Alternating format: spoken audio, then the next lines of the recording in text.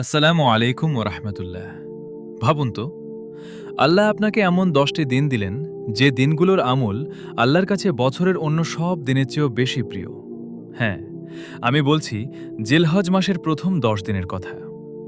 রসুল্লাহ সাল্লাল্লাহু আলাইহি ওয়াসাল্লাম বলেছেন, এই দিনগুলোর নেক আমলের চেয়ে আল্লাহর কাছে অধিক প্রিয় আর কোনো আমল নেই।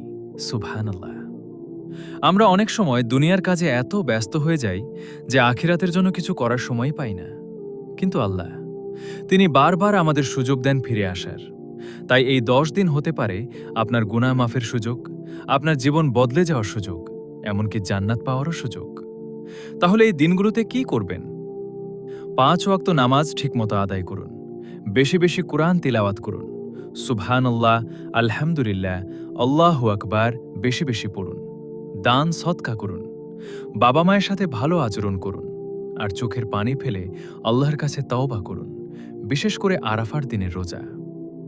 রাসূল সাল্লাল্লাহু আলাইহি ওয়াসাল্লাম বলেছেন, এই রোজা আগের 1 বছর ও পরের 1 বছরের গুনাহ মাফের কারণ হতে পারে। ভাবুন তো, একটা রোজা আর আল্লাহর পক্ষ থেকে এত বড় রহমত। তাই আজ থেকে শুরু করুন, কারণ আমরা জানি না আগামী জিলহজ পর্যন্ত আমরা বেঁচে থাকব কিনা। হয়তো এটাই আপনার জীবনের শেষ সুযোগ হতে পারে আল্লাহর আরও কাছে আসার। তাই সময় নষ্ট না করে আজ থেকেই নেক আমল শুরু করুন।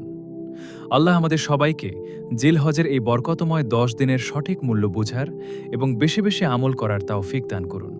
আমিন।